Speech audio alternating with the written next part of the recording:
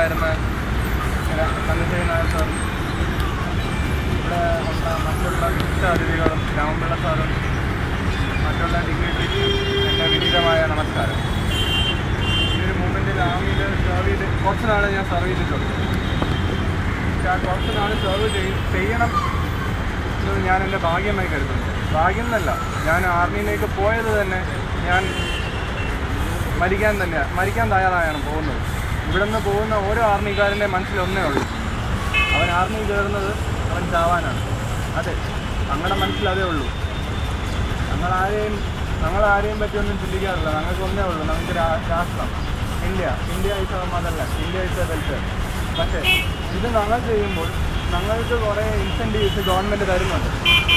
കുറേ ഇൻസെൻറ്റീവ്സ് അവിടുന്ന് വിടുന്ന ക്യാൻറ്റീൻ ഫെസിലിറ്റീസ് അതും ഇതെല്ലാം തരുന്ന സർക്കാരാണെങ്കിൽ സാറ് മുന്നേ പറഞ്ഞതുപോലെ ഇറ്റാലിയൻ സർക്കാരിൻ്റെ നടപടി നമ്മൾ കണ്ടുപഠിക്കണം.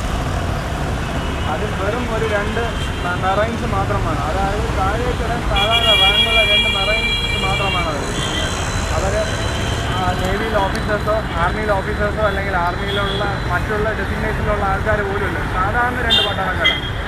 അവരെ രക്ഷിക്കാൻ വേണ്ടി ഇറ്റാലിയൻസ് എന്തൊക്കെ ചെയ്തു? 1 വർഷമായി. ഇന്ത്യയൊക്കെയാണ് ഇതൊരു സ്ഥിതിയെങ്കിൽ ആദ്യം ഒന്ന് ഇളവ് മീഡിയസ് ഇട്ട് 2 മാസം കാണും, പിന്നെ അതിൻ്റെ ചൂട്, പിന്നെ അത് സഫർ ചെയ്യുന്നത് ഇന്ത്യൻസിൻ്റെ ആ പട്ടാളക്കാരൻ്റെ ഫാമിലി മാത്രമായിരിക്കും, പിന്നെ അവരുടെ കുറച്ച് സുഹൃത്തുക്കൾ. ഇവിടെ അങ്ങനെയല്ല നടന്നത്. ഇപ്പം അവർ ഇൻഫ്ലുവൻസ് യൂസ് ചെയ്യുകയും അവർ നേരെ കൊണ്ടുപോകണം. അപ്പോൾ ഇതായിരിക്കണം ഒരു വെൽഫെയർ സ്റ്റേറ്റ്. ഇങ്ങനെ ആയിരിക്കണം ഇന്ത്യയിൽ നടക്കേണ്ട കാര്യങ്ങൾ. അപ്പം അതിൻ്റെ നിയമങ്ങൾ മാറണം, ആൾക്കാരുടെ ആറ്റിറ്റ്യൂഡും മാറണം.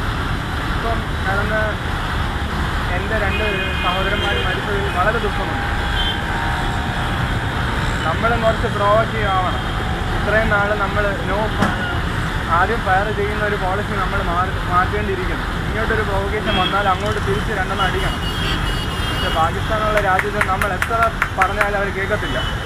അപ്പം ചെയ്യേണ്ടത് അവരെത്ര വയലൻ്റായി തിരിച്ച് അതിൻ്റെ 2 ഇരട്ടി അങ്ങോട്ട് തിരിച്ചടിക്കണം. അതേ നടക്കുകയുള്ളൂ. അല്ലാതെ അടുത്തോളം കാലം നമ്മൾ സമാധാനം ചർച്ച എന്നൊക്കെ പറഞ്ഞുകൊണ്ടിരുന്നാൽ ഇപ്പോഴും നമ്മൾ കണ്ടു 26/11 നടന്നു, ബോംബെയിൽ ആക്രമണം നടന്നു. 5 ദിവസം കഴിഞ്ഞിട്ട് പാകിസ്ഥാൻ ക്രിക്കറ്റ് ടീം ഇവിടെ വന്നു. അവർ കുറേ പൈസ ഉണ്ടാക്കിപ്പോയി. പിന്നെ വീണ്ടും നമ്മുടെ 2 ജവാന്മാരുടെ തലയിങ്ങി കൊണ്ടുവന്നു. അതും നമ്മുടെ അതിർത്തിക്കകത്ത് കയറി. ഇതിൻ്റെ അർത്ഥമൊക്കെ എന്താണ്? ഇന്ത്യ ഒരു സോഫ്റ്റ് സ്റ്റേറ്റാണ്. അതായത് ഇന്ത്യയിലുള്ള ഭരണകൂടം നട്ടലില്ലാത്ത ഒരു ഭരണകൂടം ആയിരിക്കുന്നു. അതാണ് തെളിയിച്ചത്. നമ്മുടെ ഭരണകർത്താക്കളിൽ തന്നെ തെളിയിച്ചു. പിന്നീട് വന്നിട്ടുള്ള കാണിച്ചത് ഒരു പരിധി വരെയെങ്കിലും ഒരു നല്ല കാര്യമാണ്. പിന്നീടെങ്കിലും പ്രതികരിച്ചു. ഇതുപോലത്തെ സ്ട്രോങ് മെസ്സേജ് ആദ്യമേ ചെയ്യണമായിരുന്നു. ഇപ്പോഴത്തെ ജനറൽ എടുത്തിരിക്കുന്ന വളരെ നല്ലൊരു സ്റ്റാൻഡാണ്. അതിന് ഞാൻ ജനറലിന് അഭിവാദ്യം അർപ്പിക്കുന്നു. ഇതെന്തായാലും ഒരു ദുഃഖകരമായ ഒരു സംഭവമാണ്. ഇതൊന്നും ഇനി നടക്കരുത്. ഇങ്ങനെ നടന്നു കഴിഞ്ഞാൽ നമ്മൾ നല്ലതുപോലെ തിരിച്ചടിക്കണം. നമ്മുടെ കയ്യിലുള്ളതുപോലെ എല്ലാ ഓപ്ഷൻസും നമ്മൾ ഉൾക്കൊള്ളണം. ഇത് അത്രയും ചെറിയൊരു ഇഷ്യൂ ആയിട്ട് വീണ്ടും ഈ ഇഷ്യൂനെ കളഞ്ഞിട്ട് വീണ്ടും അവരായിട്ട് സമാധാന ചർച്ചയ്ക്ക് പോകുന്നതിലൊന്നും ഒരു അർത്ഥമില്ല. അവർ നന്നാവില്ല. പട്ടിയുടെ വാലിൽ എത്ര കുഴലിനകത്ത് ഇട്ടാലും അത് വളഞ്ഞേ ഇരിക്കുകയുള്ളൂ. അതാണ് പാകിസ്ഥാൻ. ഒരു കാലത്തും അവർ നന്നാവാൻ പോകുന്നില്ല. അതുകൊണ്ട് ഇനിയും ഇതുപോലെ പ്രൊവക്കേഷൻസ് ഉണ്ടാവുകയാണെങ്കിൽ നമ്മുടെ ആർമിയെ വിടണം. ബോർഡർ ക്രോസ് ചെയ്ത് പോയി അടിച്ച് അകത്തിട്ട് വരട്ടെ. നമുക്കെന്താ കഴിവില്ല, നമുക്കെന്താ നാട്ടിലില്ല, നമ്മൾ ആരെയാണ് പേടിക്കേണ്ടത്? അങ്ങനെ ഒരു ഫ്യൂഴ്സ് ആറ്റിറ്റ്യൂഡ് എടുക്കണം നമ്മുടെ ഭരണകർത്താക്കൾ.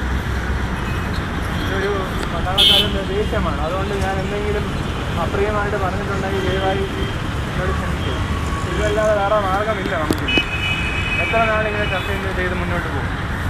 എന്തായാലും ഈ ചുരുങ്ങിയ കാലയളവിൽ ഇങ്ങനെയൊരു പരിപാടി അറേഞ്ച് ചെയ്തതിൽ വളരെ ഒരു നന്ദിയുണ്ട്. അറ്റ്ലീസ്റ്റ് നമ്മളെങ്കിലും കുറച്ച് പേര് ഇതിനു വേണ്ടി എന്തെങ്കിലും ചെയ്യുന്നുണ്ട്, പ്രതികരിക്കുന്നുണ്ട്. ബാക്കിയുള്ള ജനങ്ങളോ ബോധേടല്ല. നമ്മളെങ്കിലും കുറച്ച് പേര് രാജ്പൂത് റെജിമെൻറ്റ് പോലുള്ള റെജിമെൻറ്റ്സിനെയൊക്കെ ഒരാളുടെ തല എടുത്തുകൊണ്ട് പോകുന്നത് തന്നെയാണ് ഫുൾ ഇന്ത്യൻ ആർമിയുടെ മൊറാലാണ് പോകുന്നത്. അപ്പം അതിൻ്റെ ഇത് മനസ്സിലാക്കണമെങ്കിൽ ആർമി സ്ട്രക്ചറിനകത്ത് നിങ്ങൾ അകത്ത് വന്നാലേ നിങ്ങൾക്ക് മനസ്സിലാക്കുള്ളൂ. രാജ്പൂത് റെജിമെൻറ്റോ അല്ലെങ്കിൽ ഒരു സിഖ് റെജിമെൻറ്റോ എന്നൊക്കെ പറയുമ്പോൾ അതിൻ്റെ ആ ഒരു പ്രൈഡുണ്ട്. എല്ലാ റെജിമെൻറ്റിനും ഓൺ ട്രഡീഷൻസും ഓൺ കൾച്ചറുണ്ട്. മദ്രാസ് റെജിമെൻറ്റ് നമ്മളൊക്കെ അണ്ണ എന്നാണ് വിളിക്കുന്നത്. അണ്ണ നമ്മളെല്ലാവരും ബുദ്ധിമാന്മാരെന്നാണ് ആർമിയിൽ പറയപ്പെടുന്നത്. അതുപോലെ ഓരോ റെജിമെൻറ്റിനും ഓരോ ട്രഡീഷനുണ്ട്. രാജ്പൂത്തിൻ്റെ തലയെടുക്കുന്നത് ഏകദേശം പറഞ്ഞു കഴിഞ്ഞാൽ ഓരോ ആർമിക്കാരൻ്റെ തലയെടുക്കുന്നതാണ്. തിരിച്ച് 2 തലയെങ്കിലും എടുത്തുകൊണ്ട് വരണമായിരുന്നു. ഇനിയും വൈകിട്ടില്ല. ഇപ്പം ഇനിയൊരു പ്രൊവക്കേഷൻ ഉണ്ടാവുകയാണെങ്കിൽ തന്നെ നല്ലതുപോലെ തിരിച്ചടിക്കുകയും. ഇതിലെനിക്ക് ഇഷ്ടപ്പെട്ട ഒരു കാര്യം, ഇവർ നിരാഹാരം കിടന്നു. അവസാനം നമ്മുടെ ജനറൽ തന്നെ പോയി പറഞ്ഞൊരു വാക്കാണ്, ഇത് നമ്മുടെ ഫാമിലിയാണ്, ഈ മരിച്ച ആർമിക്കാരൻ എൻ്റെ ഫാമിലിയാണ്, ഞാൻ അവരെ സംരക്ഷിക്കും. അതായത് ആർമിയിൽ വന്നു കഴിഞ്ഞാൽ നിങ്ങൾ ആരെയും ഒരിക്കലും കൈവിടത്തില്ല. ഇതോടുകൂടി ഞാൻ ചുരുക്കുന്നു. പിന്നെ ഒരു ചെറിയൊരു കാര്യം കൂടി, ആ അവസ്ഥയിലും തൻ്റെ ഭർത്താവ് മരിച്ചിരിക്കുന്നു. ഭാര്യ പറയുകയാണ് ഈ ഒരു അവസ്ഥയിൽ, എൻ്റെ മോൻ, അതുപോലെ എൻ്റെ അനിയത്തിയുടെ മോൻ വന്നു കയറി മരുമകൾ പറയുക, 2 പേരെയും ഞാൻ വലുതായി കഴിഞ്ഞാൽ ആർമിയിലേക്ക് തന്നെ വിടും എന്നാണ് ആ അമ്മ പറയുന്നത്. കേട്ട് പഠിക്കണം. പഠിപ്പും വിവരവും വിദ്യാഭ്യാസം ഇല്ലാത്ത ജനങ്ങളാണ് അവിടെ. ആ അമ്മ 4ാം ക്ലാസ് പോലും കഴിയാത്ത ഒരു അമ്മയാണ്. പക്ഷേ ആ ഒരു വീരവൃത്തി, അതാണ് രാജ്പുത് ട്രഡീഷൻ. കണ്ടു പഠിക്കണം. അവരുടെ ഈ ഇത്രയും പറയുന്ന പോലെ പൈസയൊന്നും ഇല്ല, പാവപ്പെട്ടവരാണ്. പക്ഷെ ആ ഒരു രാജ്യസ്നേഹം, ഈ ഒരു അവസ്ഥയിലും ആ ഒരു രാജ്യസ്നേഹം, അത് നമ്മുടെ വനിതകൾ കണ്ട് പഠിക്കേണ്ടതാണ്. ഞാൻ എൻ്റെ വാക്കുകൾ ചുരുക്കുന്നു. നന്ദി, നമസ്കാരം.